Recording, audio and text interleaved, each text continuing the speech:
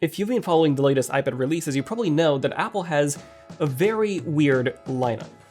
And they also have a lot of problems. More specifically, they have two main problems, with the first one being the prices. All the prices of these new iPad models, including their accessories, are very, very high, even more so outside the US. Like, you can get a MacBook for the price of an iPad Pro plus a keyboard.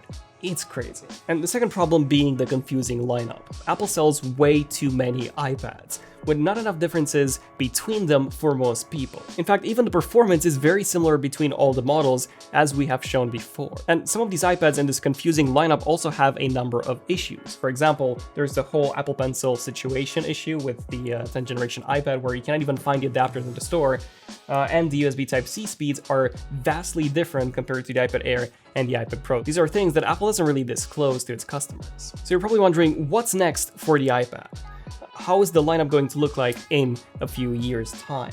Well, here's a couple of things that we know already in terms of the future of the iPad. Oh, and just a quick one, we've just received the new and improved Paperlike 2.1. We've always loved Paperlike for using the Apple Pencil with any of our iPads, and this new version, manufactured in Switzerland, keeps the same papery feel, but increases the transparency for a clear viewing experience. It's a brilliant addition to your iPad. Check it out by using the link below. And now, back to the video. Number one, macOS might be coming to the iPad. This is a very wild rumor coming from Meijin Bu, and he's saying that Apple has tested a smaller version of macOS for the M2 iPad, with 25% larger UI elements. Now, just looking at this leaked photo, I gotta say, it does look fake. It doesn't look real, but I still think that something like this could happen at some point in the future. And that's because iPadOS right now, it is actually the closest it's ever been to macOS, with stuff like Stage Manager,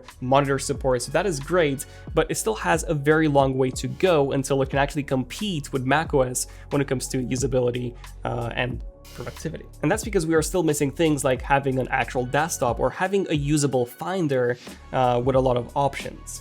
When it comes to using an iPad as a laptop replacement, I've tried it multiple times over the years, and like I said, it's way more doable now, but I still find it way quicker and easier to do my tasks on a MacBook than on an iPad. Even when it comes to things such as Stage Manager, it's so great to have, but it is still limited to only 3 apps at the same time on the screen. Whereas on a Mac, you can have as many as your screen can fit. So yes, iPadOS still needs a lot of work, and of course that the easiest way to make it work just like a Mac would be to replace iPadOS with macOS on the iPad. Full-on macOS is easily doable, especially since we have the same chips in the iPad as we have in the Macs. And I mentioned this before, but for example, the iPad could boot into macOS when you connect it to the Magic Keyboard, and then you have the trackpad connected, so that's a possibility in theory and in practice as well. So do let me know in the comments, what do you guys think about having macOS on a future version of the iPad Pro. Now, the second thing to expect when it comes to this uncertain future of the iPads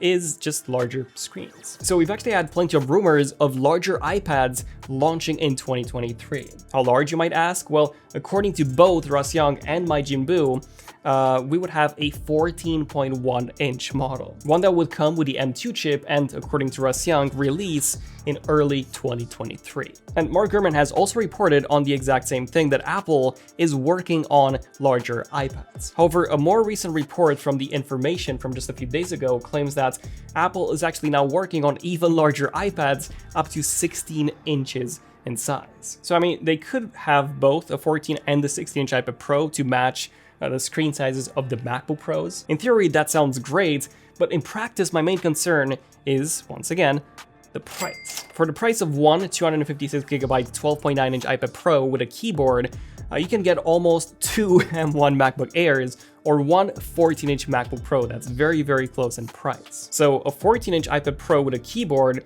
will very likely be the same price or even be more expensive than the 14-inch MacBook Pro, and the same would apply to the 16-inch iPad Pro. But that's the thing, even if they were the exact same price, how many of you would actually pick the iPad over the MacBook? Like, sure, the iPad does have some advantages, such as the touchscreen, the cameras on the front and the back, the LiDAR module, the Apple Pencil, which I would say is the biggest advantage. But overall, the MacBooks are still better for multiple display support, productivity in general. You can use more apps, you can even install Windows with Parallels. So they offer so much more flexibility compared to the iPads. But I guess that maybe for this new generation who grew up with touchscreens and less file management, maybe for that generation, this could actually be a pretty good device, maybe even better than a MacBook Pro. Do let me know in the comments what do you guys think. Then the third thing to expect from the future of the iPads is an OLED display.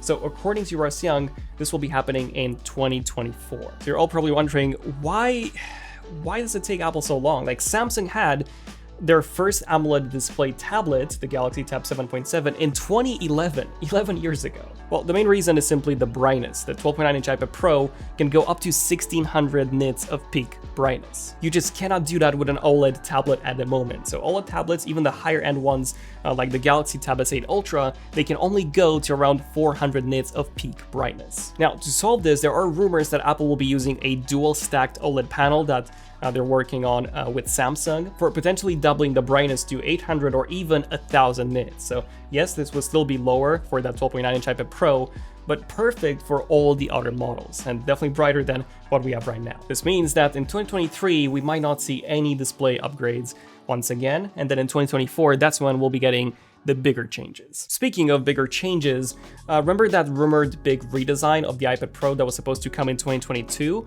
That was reported by Mark Gurman, saying that the iPad Pro will be getting a glass back in 2022 and also wireless charging, but unfortunately, none of that has actually happened. Mark is usually spot on, I guess not so much this time. So this could still happen, maybe in 2023, or if not 2024. For the past 4 years since 2018, we haven't had any design changes on the iPad Pro. We've had the exact same bezel sizes, the same colors, so for anyone who currently has a 2018, 2020 model, they have no reason to upgrade. Even the performance is still great on the 2018 model.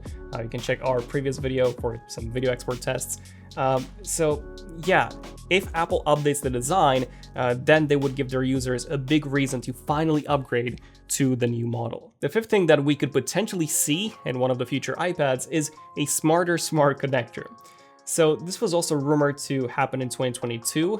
It was initially reported by Mako Takara, but sadly it never did. So Mako Takara reported that the 2022 iPad Pro would offer a 4-pin connector instead of the 3-pin that we have now. And of course that one extra pin would mean more power delivery or simply more functionality when it comes to the smart accessories. Not only that, but I also claimed that this new iPad Pro would have not one, but 2 smart connectors, one on the top and one on the bottom frame. Now, of course, we do know that that hasn't actually happened. However, interesting enough, the 10th generation iPad does actually have a smart connector on the left side of the frame. So we could see a new iPad Pro in the future with multiple smart connectors, or simply just this one smart connector but with 4 pins instead of 3. And of course that when or if this actually happens, we will very likely see extra and smarter accessories for the iPad Pro. Maybe even a magnetic dock designed by Apple that simply gives you more ports. I would definitely love to see something like that. At number 6, we have a landscape front camera. So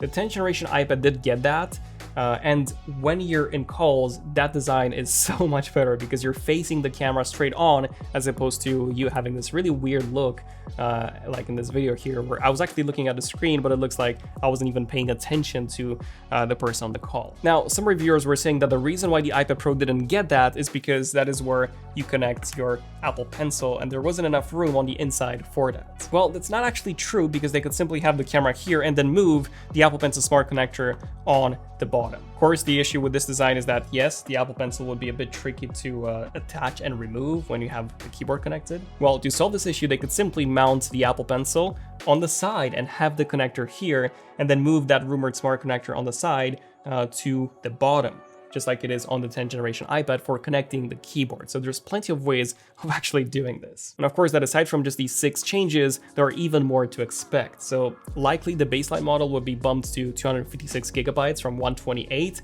especially on those larger 14 and 16-inch iPad Pros. I wouldn't be surprised if Apple also releases a first-party Apple Pencil app similar to Procreate, but one that is made by Apple. So something that's different to Notes or that new Freeform app, which they will be launching pretty soon. And I do honestly hope that Apple does bring more consistency across their entire iPad lineup. I do feel like the iPad Air should be discontinued.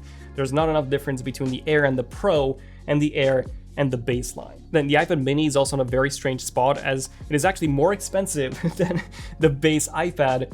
and it is smaller and just slightly more powerful, but that's pretty much it. So I do feel like the iPad mini might get discontinued as well, just because even when it comes to the size, it is very similar to an iPhone, the Pro Max in size. But do let me know, what do you guys think in terms of this uncertain future of the iPad? I'm Daniel, this has been Zen of Tech, and I'll see you guys in the next one. Zen of Tech, signing out. Cheers.